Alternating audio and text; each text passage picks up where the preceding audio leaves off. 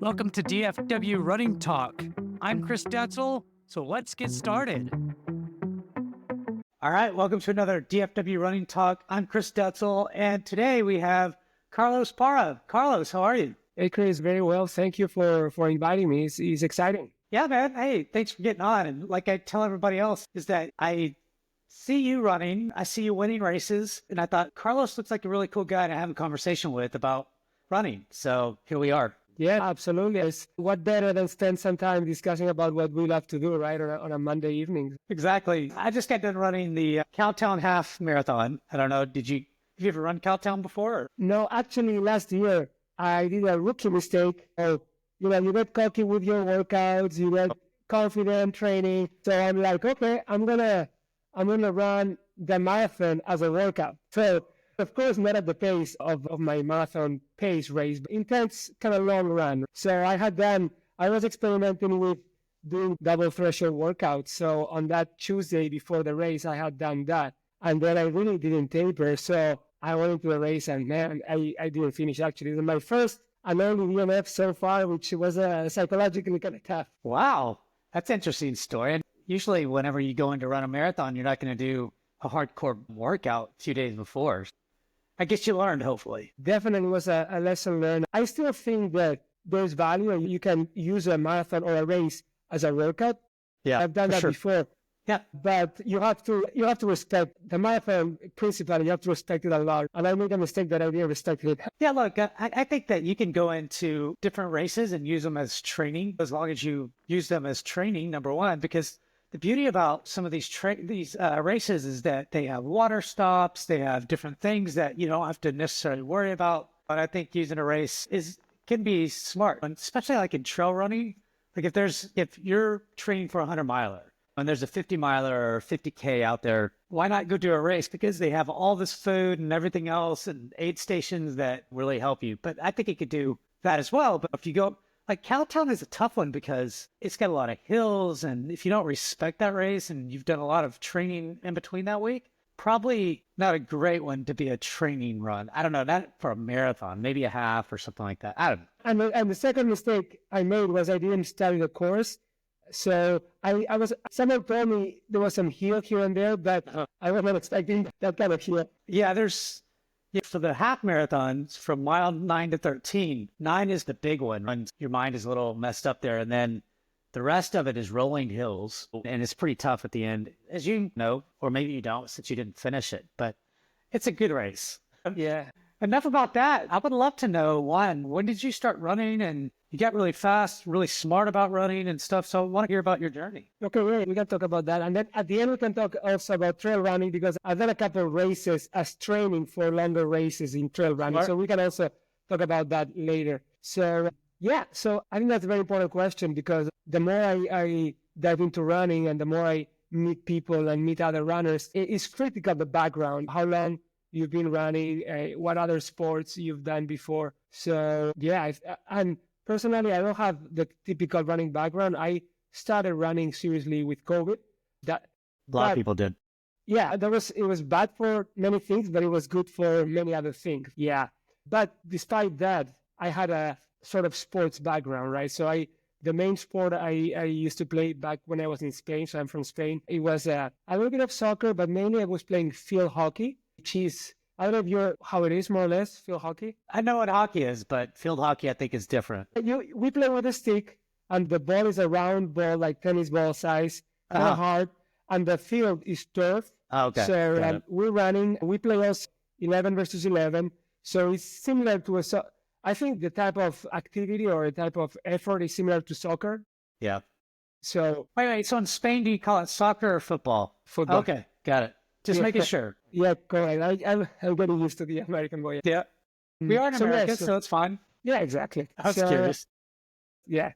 So yeah, I played field hockey relatively competitively since I was 11 or 12 until I was 27 when I moved to the US to study. During that time, I had run a little bit. So of course, when you're training for field hockey, you run the typical running, do 10 laps at the field. Or on my own, I would run now and then. I remember I had done a couple of 5Ks just for fun, and I had gone under 20, like high 19 minutes. So I guess that was a fitness that my field hockey training could give me. I feel like that something like field hockey, soccer, football, whatever, is a very good activity to go into running. I've seen a lot of really successful soccer players go into running and be very good at it. So it makes sense to me. Yeah, I think it's a good You're base. really good at running too. So It's a good base, and also it gives you the discipline of having that sport. Also, that's important, right? And I remember when I was 19, I was in the university. My classmate came and told me, "Hey, there's this half marathon that if we do it, they give us like half a credit for school. Whatever we do it is, wow, half marathon, let's do it." Yeah. But it's one of those things I had run where I ran playing hockey. And then I remember I went to the treadmill because I didn't even know how much is. What is that half marathon anyway? Yeah, I don't even know. Exactly. So I went to the treadmill and I ran, I think 12K. So a half marathon is 21K. So 12K is a little over a half marathon in the treadmill. I did that and then, okay, ready to go. So then we ran the half marathon, and I think I did 1 hour 45 or something like 44, which is not bad. It's impressive for somebody who never ran a marathon or even trained for a marathon or half marathon. Yeah, no, it was fun. Yeah, and from there I did a couple. I didn't run for a few years, and then just before moving to the US, that year before, I ran a couple of halves because my brother was getting into running. So I did a couple of half marathons, and I remember the time I went like 140, then I did 137, and I think I went down to 132. But then I moved to the US and I moved to Boston, which is going to be key for my running story, right? So in Boston, I was doing my residency in, as we talked before, in periodontics and dental implants. So I'm a dentist. I did my I did my dental school in Spain. And then I went to Boston for 3 years to do my specialty in periodontics and dental implants. And yeah, it was a good move. It was fun. It was a great city to study. Great city. Expensive, but man, I want to move there one day. Yeah, I'm not doing it again. I had the experience. It's good, but definitely. Yeah. So let's back up then. So you go to dental school, and we'll talk about running in a minute. But then when did you come to Dallas? Was it after school and you had a job or some offer or something, or what? Yeah, so I finished the residency program in Boston. Yeah. So I graduated 2015. And I had the opportunity to come here to teach at Texas College of Dentistry. And I just moved November 2015. Okay, and you've been here ever since? Yeah. Haven't moved. Okay. How do you like it? How do you like Dallas? You probably never even heard of Dallas until maybe you heard of it, but you're probably like, I don't know what it's like. I heard a little bit, but I imagine like you're in the far west with the rolling clouds in the deserts. I can hear Cowboys and Indian Cowboys kind of stuff. Yeah. Basically, yeah. So one of my professors in Boston, he told me, if you want to stay in the U.S., why don't you look Texas? It's cheaper than Boston. And there's no state tax, and the weather is similar to Spain, which I think is way hotter here. Yeah, probably. more similar than Boston, probably. Yeah. So yeah, I like it. It's good. It's professionally, I'm happy, and then definitely running. It's good. I like it. It's tough in the summer, but it makes you a stronger runner. Yeah. If you smart over the summer and just run in the mornings or something like that, and maybe you do some races, maybe not kill yourself on the races, but at least run fairly hard. October, November comes. In Dallas, you're just going to be flying and feel like you're faster than you ever have been. So you run some half marathons and then you move to Boston. And so you start getting into the running scene. Is that right? But in Boston, I tried running a couple of times, but I was having ITB band syndrome. Okay. It was for 3 years? Yeah. So I tried to run a little bit. I had it. Then I started playing pickup soccer. So for a while, playing soccer, it didn't aggravate that. So I didn't try running for weeks or months. Then I would run again, and after 20 minutes in the treadmill, again pain. So I had a hate with running. I can do sports, I can play soccer, I can do gym weights. I'm not gonna run. For 3 years, I tried to run, sporadically, 20 minutes here and there, 30 minutes, but I was playing soccer like 2 or 3 times a week, so I was doing some. You're still doing some good stuff, Yeah, some activity. And then I moved to Dallas. And you come to Dallas, there is no soccer. No, there is. I found soccer. I know there is. I found soccer in Dallas, even more, because I was not going to school, right? So I had more time to play soccer. So I was playing soccer, tennis, riding a little bit on the Peloton, indoor cycling. When I was in Boston, though, I experienced a Boston bombing. So that was... You did? Oh, okay. I was not in the city that weekend, but a friend of mine, she was injured. Had I been there, I would have been in the finish line because everyone went to watch the race. So that was quite hard. And then I remember the year after when Meb won the race, I remember I was watching. So I didn't appreciate at that moment how hard was a marathon or how tough was that. But that later sparked a little bit. Yeah, the drive for running. So then I was here in Dallas doing my own thing, working out, and then the winter of 2020, somehow every winter I go for Christmas, I go to Spain to see my family. So I went for a run, and my ITB band was gone. And I was like, huh.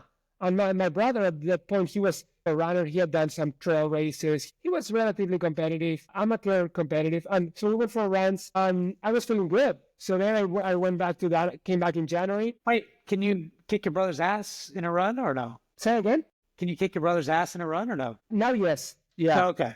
But I think he's 250 or 255 marathoner, 250 maybe. So pretty good. Yeah, pretty good. And now, a few years ago, he was kicking my ass, and now that's the way. Let's keep going. Sorry, I've got so many questions, but let's keep going. Well, I'll ask you to. Okay, so yes. Okay, so January of 2020, in the Christmas when I was in Spain, I started running, and it was fine. So and my brother told me, hey, there's this thing called Strava. Why don't you use it so I can follow you and you can follow me? I didn't know about it. Yeah. So after that, I fell in love with the app, right? It's great.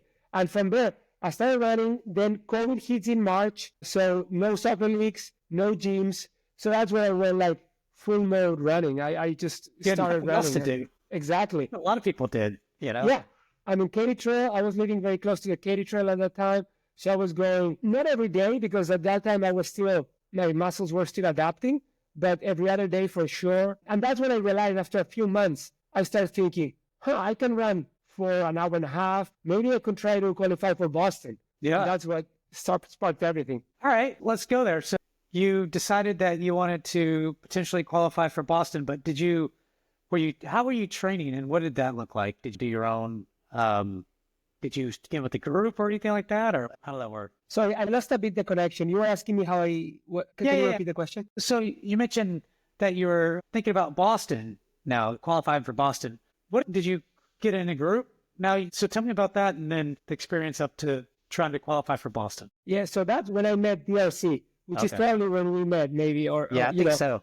Yeah. Yeah. So I remember DRC. I didn't know about. I just knew I didn't have any experience with any running clubs or any running groups. So I went. They were meeting on Tuesday. I paid for the marathon training program. Just a little after, not immediate, a few months after, and I don't know exactly when was it. But anyways, I signed up for the marathon training program, and I think I joined the 3:15 marathon group. And I think very quickly we moved into the 3-hour group, which that was the fastest group.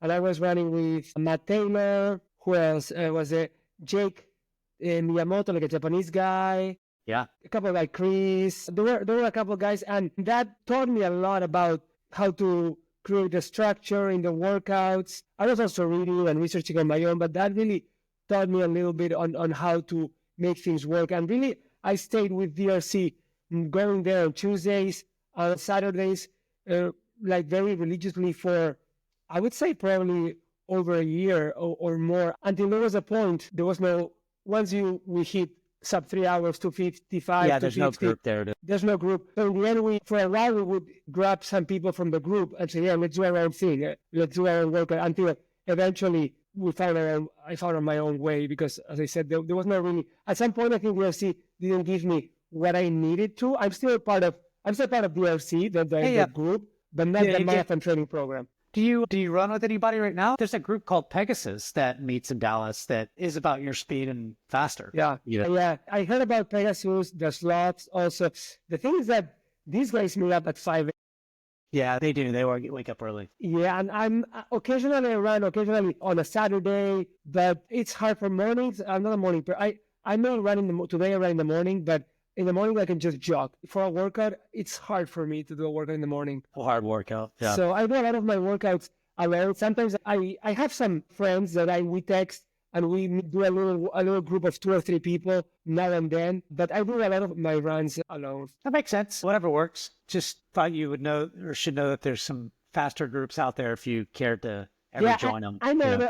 I know the guys. As I said, I know the guys personally. I'm not a regular. Alfonso, or he's the one that kind of...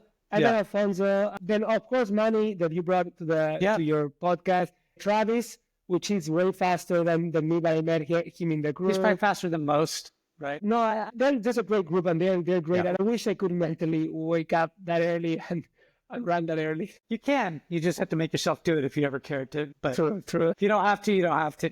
All right. So you start running with DRC. What was your first marathon? Tell me all about that and what you did. I remember not mixing the dates. Anyway, when I started running, I was like, okay, I need to qualify for Boston. I think I can, but I want to give myself the best chance. So I looked a marathon that was favorable, like a little downhill. Downhill, yeah. So I found one in Utah. It's called the Provo Marathon. So I was like, okay, I'm going to do that one. I registered several months before, and I had already, with COVID, there was no race. So I had been running for over a year, maybe. And I did my program. I was training with DRC at that time. So I showed up, and my goal was to break 3 hours or close to 3 hours. So I started with a 3-hour pacer. And I remember talking to the guys, okay, so how this works? Are you keeping even the pace? And then I remember I asked him, how fast are you? And he told me, I've never broken 3. He's like, really? Okay, so what's going to happen today? Said, we're going to do it today. He said, okay. So yeah, I remember we went with the pacer and I was feeling really good. I had my nutrition relatively diet, or I knew more or less what I was doing with nutrition. Every 10K, I was eating something. And I remember after halfway, a little past, maybe after the 15 mile, I felt good. So I pushed a little bit and finished 2:55 or 2:54. Nice. So that was nice. I felt good. The first one, you hit a 2:55. Yeah, I was pretty amazing. I was happy with that. Yeah. I was happy. Nobody does that hardly. Travis did it. He did a 2:26, but which is crazy. Yeah, that's crazy. Yeah.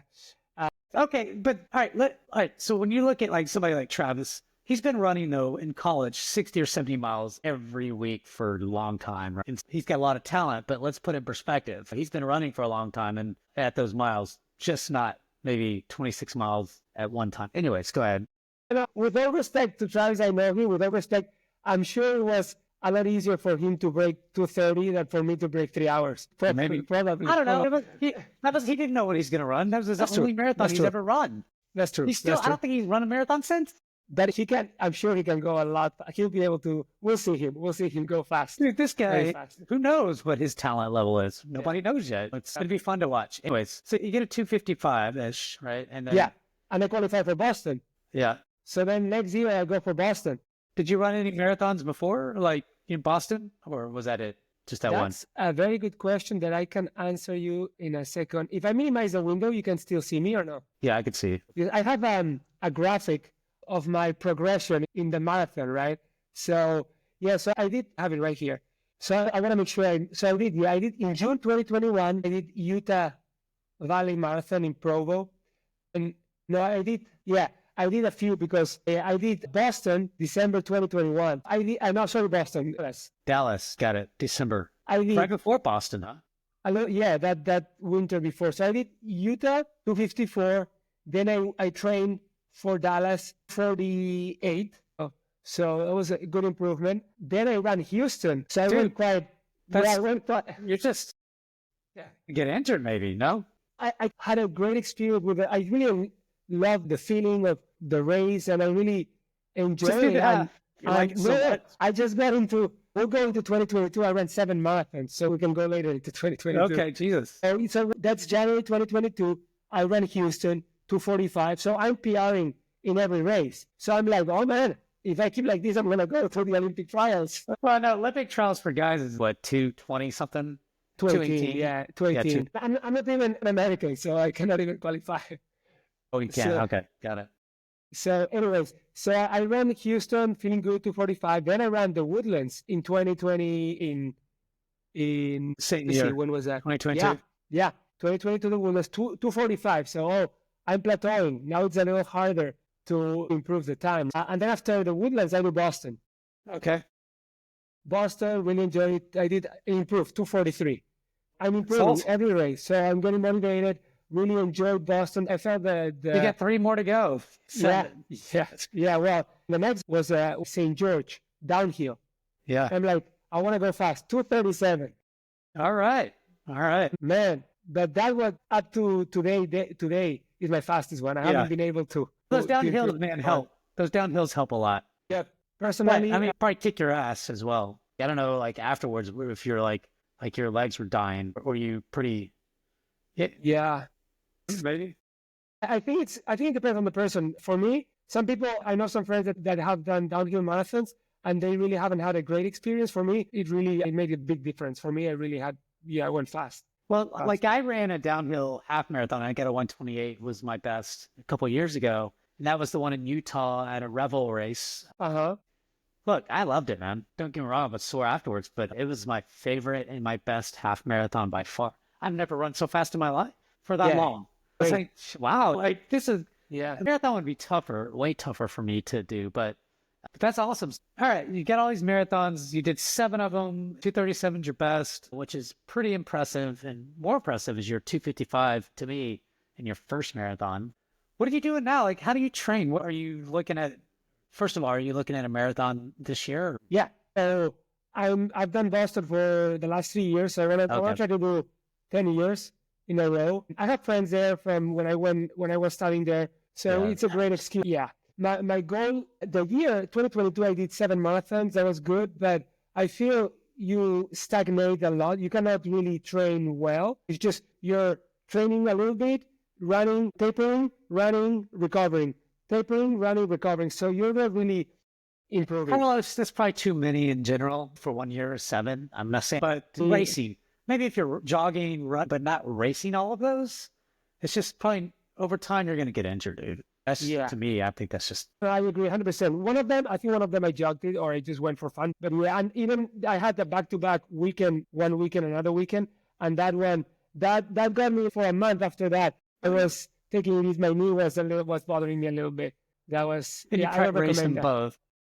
Yeah, I don't recommend that. But my approach currently is, so I'm doing Boston. So I want to do good in Boston. So that's my spring sort of main goal. Then I do a ultra-trail race in the summer. I like to do, because I want to qualify for Western states. So you need to do a qualifier race every year to be able to. And that's 100 miles. So you can do a 100-miler. 100K, yeah. 100K, yeah. Western states is 100 miles, but doing 100K, you can qualify. Yeah, depending on the place, yeah.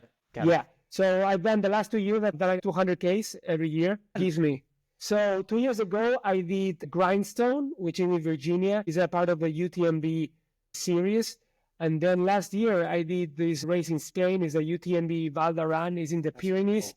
That's 21,000 feet elevation gain, so that was brutal. But I really enjoyed it, so I'm going to do it this July again. Awesome. Yeah, that's completely different. We'll talk about it if you want. It's an adventure. I really enjoy also the trail running. I think it's a different animal. But it's an adventure. It's an adventure I found, Here's my wife and I. So my wife's been to Boston, her 12th time coming up. She's going to go to London this year as well. We have been big into both trail running and road running. So we did this adventure race a few years ago in Colorado called Trans Rockies. And this is going to be the last year that they do it, but it's 120 miles in 6 days with 20,000 feet of gain. You're outside going to all these different places. And one day could be a 25-mile and then next day could be 13 and then another 25, et cetera, all the way up to 120. We even went to this last September, we went running in the Alps. So there's this program that, or this group that you can get with. And basically, we did 5 days of running, several, 50 or 60 miles of running, I forget, up in the trails in the Alps, went to the French Alps and then Swiss Alps, and just jogged and ran, and it wasn't a race, but there was a race at the end as well. But so I think it's important to think about, like,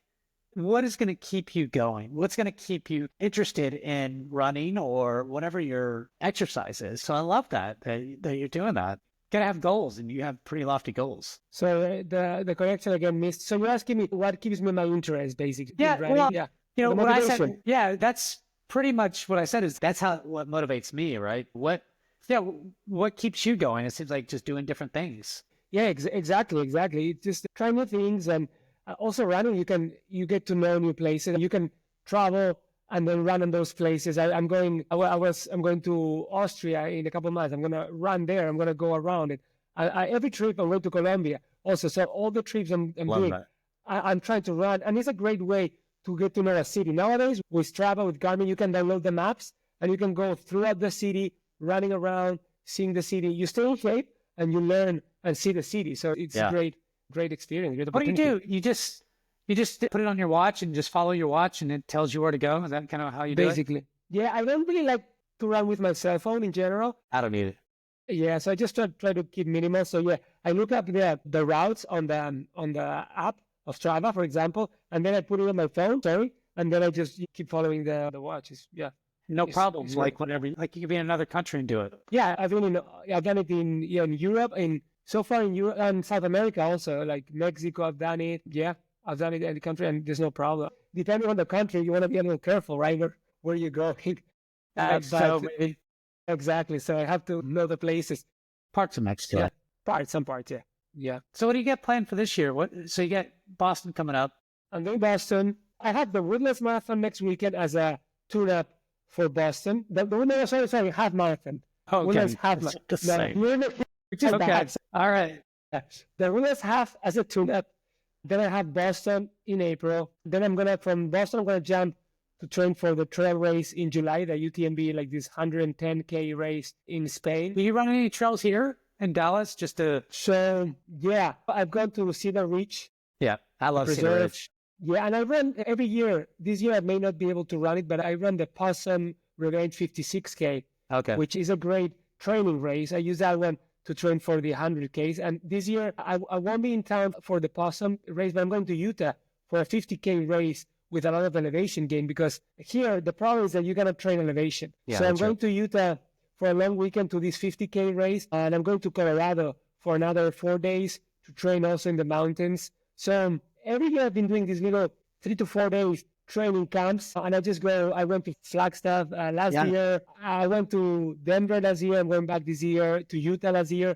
I'm going back this year. So to train for this trail race, I like to go to the mountains and spend 3-4 days just hammering 3-4 hour days in the mountains. Do you go with a friend or something or no? So my partner, my girlfriend, she comes sometimes, but last year I went to Denver she couldn't make it, so I was 4 days. I flew to Denver, rented a car, drove 2 hours to this place called Grand Lake. I had a little cabin, and from there, alone, I just planned my routes. So in the morning, I had breakfast. At 9 a.m., I would go 4 or 5 hours in the mountains, come back, have dinner, and I repeat. That was fun. It was really good. You should go find like a community of people where you can have beers or something. True. If I have beers there, we're going to catch for a 4 hour run. A couple beers, that's not going to hurt at night.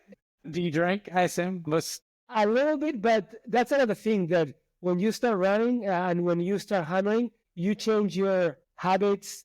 I haven't drunk anything in a month. If I go out someone's birthday, I'll get a beer, but the last month I haven't drunk not even a beer. Yeah. Mentality change. I have a group that we meet on Thursdays, and usually it's at Norbuck. Have you ever Buckers, right? Yeah. And during kind of the winter times, we meet at a local bar, and just hang out, eat a little bit, drink a couple of beers. You're welcome to come anytime. I'll join you. As long as it's not at 6 a.m. in the morning. No, we meet at about 5:30 or 6 and stay till it's dark, basically. Sometimes people will run, sometimes we won't. Let's just go hang out. Well, that's pretty cool, man. Way more interesting than I thought. I love that you just get out and just go. You know what I find about people that are European is that, like, all right, so I used to have a bunch of friends or people that I worked with, and the company was a French company. And so what's funny is that they would come out to Dallas and they would live and they'd get to work at the company because we would bring in people from France and they get to stay here for 2 or 3 years. Every weekend or so, they're taking off, going to Utah or Colorado or New York, or every single time. They're just doing all the things. But I think that's culturally what you do anyways. If you live in Spain or France or whatever, you're going to Germany or you're going to Switzerland, or you can just go to these different places. And so I think that's just feels like it's built in to your thinking anyways. So I love it. Yeah. That's awesome. Yeah, I think, you may be right. Yeah, I think as much as I like travel, but I also, if you're into, for example, marathon-specific training, in the heat of training, it's also good to just stay in your habits, in sleep in your bed, But definitely traveling, we're not professionals here. Just enjoy a little bit, combine the love for traveling and the love for running. And that's exactly what my wife and I have done over the years is we're just like, let's go, if we go to Europe or if we go to Utah, I don't know, wherever, let's plan a run. Because it's way more fun to me to be able to do something like that rather than like one year she went to run the marathon in Germany, right? The Berlin. It's like, let's stay for 4 or 5 days. So we did, and we went to Switzerland and we saw some things, but we didn't do much. Like I'm like, okay, I never want to do a thing that we don't have some activity, like a running activity or something that's every day. Maybe there's one day we don't do anything, but something like that. So I guess I'm just saying I agree with you. I love that. Yeah. And you said your girlfriend goes with you, so that's pretty awesome. Is she a dentist as well, or? So she's a lawyer, and she currently lives in the Woodlands. She moved for work. So that's also a good excuse to go run the half marathon and spend time with her. She also runs. I'm coaching or advising her. I'm not a coach, but I advise. She's been doing PRs. Except for the marathon, but for the half, she's 1:30. She's going to break fast. She's going to break 1:30 this weekend in the Woodlands. All right. And are you going to break, what's your best half? So my best was in Houston last January. I did 1:16.34, but I want to break 1:16 in the Woodlands. And I want to keep. So you have a 1:10 in you at some point. I don't have a hard goal, but definitely I would like, I think it's a possibility. If you ever train for a half, if you're focused in on that, you might be able to do it. Yeah, I would like to definitely keep getting faster as fast as I can on half, on all the distances, actually. I really even like racing 5Ks. I know. That's where I saw you this last weekend, or a couple weekends ago, was Form Follows Fitness. Yeah. And I think you got second place with the 17:02 or 1 or something like that, right? 16:59 time, actually. Oh, okay. I thought chip time 16. Okay, that counts. I was disappointed that you didn't get first, though. I was close. I didn't taper too well that week. So I think with a good taper, I could have gone at least closer to the first guy. No, but I really love the competition. Even if I don't win, just having someone to just having a little battle, that's really... There's a lot of competition here in Dallas. Yeah. For 5Ks, there's a lot of competition. Yeah. Well, I think for any race. You win some of these 5Ks though, don't you? Yeah, occasionally there's competition, but occasionally those races, sometimes I wish there was a little more on some races. I feel there's so many little races sometimes that it's hard to have all the people running in all the races. If you're going to run a DRC race or something, you're probably going to win it, right? You have to go to these bigger kind of races to get that competition. Some of the kids that are 15, 16, 17 years old are 15-minute 5Kers. It's probably not going to beat that. I know you've seen it. Yeah, I tell them to come with me to the trails for the 100K. Yeah, exactly. How do you do on the trails? I'm sure you're pretty fast on the trails too, huh? As we said, these local races like Possum Revenge, I've won a couple of the smaller ones. But when you go to one of these big races, for example, the UTMB in the Pyrenees, so UTMB is this company organizes races, and you have the main one in Chamonix in France. So the one in Spain, it's considered, they call it a world major. So there's in each continent, they have a world major. So that's a world. So it gives you double the stones, which is the lottery tickets to qualify for the main UTMB event, right? So that's very competitive. Man, that really humbled me. Women, all the females, kicking my ass, all the guys, I'm like just struggling to just keep up. It was really very humbling experience, actually, very humbling. Those guys are pros. You go to Europe and run a UTMB-like race or whatever, or something put on by them, you're probably not going to win it, no matter, because these guys just do it all day, every day. I did this 50K that I did I'm going to do for training. I did last year. Granted, it's a small race, but I finished fourth, right? So I go to the UTMB and I finished like 600. It's like out of 2,000. It's like, oh my God. It's different. And 600 is probably pretty good. But you're not running a lot of mountain races. If you were to actually train for that, if you lived out in Colorado or somewhere like that, you'd probably be quite a bit better and trained up. You live in Dallas, so you'll never, unless you just travel every weekend to do it, you're not going to be great at it. You know? It's a very different animal, Christian. And it's also what I was saying about an adventure for the trail races. It's not only the race, but also the preparation. So you're in Dallas, you need to learn how to go up 20,000 feet and how to go down. So what do you do? So you go to the gym in the treadmill, you put the treadmill up and you just go hammer threshold at the treadmill, you go get the weights and do some weights, some lunges, get up here Yeah. and go up and down 25 times. Yep. That's So what that's you can all do. you can do. Have you heard of Blaze Trails? Do you do any of their runs? Blaze Trails. Yeah. I've done I think Summerfest is the one they have in August. I've done that one. I've done a few of I the was saying races. they're probably they're one of the most local races that put on trail races in DFW-ish area, and so does Libby. She puts out a few races as well. I forget. Anyways, that's cool, man. Is there something that I probably should have asked you that you're just dying to tell me that I just didn't get to? No, I think we touched everything. I think running is just a matter of consistency, and you know That's it. right. And I think it's important to just get every day, not every day or every other day, whatever is your thing, but just not let it go and just keep doing it, because I really love it. And I love chatting with you and chatting with friends and talking about different trainings and what you do for training and what about this, how you did that, everything. I think it's just great. There's a lot more people that don't know it, they don't understand it, but you and I and all the community that does it, it's amazing. And it's great that you have this podcast.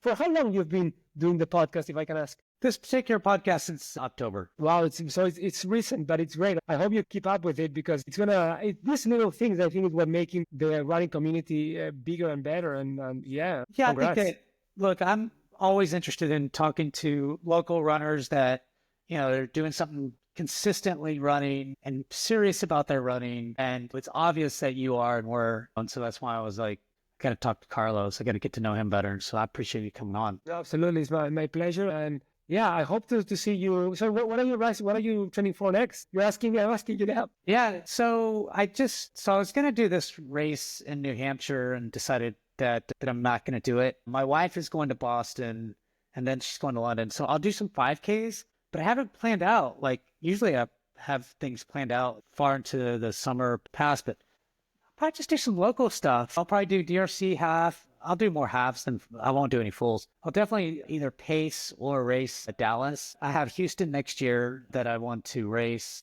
The full or the half? No, just halves. Dude, I don't really do fulls anymore. It's been 10 years since I run a full, raced a full marathon. I've done some things like that, but it's more of my wife and I are going to go on this 6-day vacation and do a lot of running. And so sometimes there'll be a 25 miler that day or something, but I'm not racing it. You know what I mean? Mm-hmm. Yeah. But so I'll do some local stuff. I was thinking about doing a 5K probably with my son, but I'm not gonna stay with him. He can just do his own race. But so that's coming up. It's called the Velvet Hammer or something like this, a 5K. I think I've heard it. I think you probably run it, but they put it on every year. And then we'll do the Mambo Miles. So I've done that one. Yeah. You should do it again, man. That's probably fun just because of the after party. So we'll do some 5Ks and things, but I don't know, man. Like I'm enjoying just hanging out, running with the community and not being extremely serious about it, because I've run so much over the years that this year let's just see. So nothing really that exciting at the moment for me, but I am going back to France to see a buddy of mine. We are going to do a race. I think it's a cycling. So it's a running and cycling race. It's in Annecy, France. And so at the same time, so they have this big, beautiful lake in Annecy. Have you ever heard of Annecy? No. It's right on the border of Geneva, Switzerland, and France, right? And so anyways, this big lake, it's about 35K around. I don't know how long this race is, but basically on this race, you have to run or your friend has to run, and one has to be on the cycle, and then one has to be on the bike. One has to be on the cycle, and one has to be running. Uh-huh. And so you just take turns, right? So I could do 20 miles and he could do 5 miles, like on the bike or whatever. You just never see anything like it. And I thought, shit, I'll do it with you. Why not? Yeah. So I'll go out there, not? hang out with him. It'll just be me and him hanging out and doing stuff. But that'd probably be my fun thing that I do this year. Wait, that's good. Yeah, it sounds exciting. Definitely something interesting. Let me know how it goes. I will. It's not till September, but I got to book that trip, by the way. But still, yeah, that to me is what is going to be fun. But cool, man. It's been a pleasure talking to you. I appreciate you coming on. Likewise. No, it's great talking to you. And again, thank you for what you're doing and for having me here. I hope to catch up later with you. Of course. All right, Carlos. Thank you, everyone, for tuning in to another DFW Running Talk. I'm Chris Detzel. Don't forget to rate and review us. It's very important. Thank you, everyone.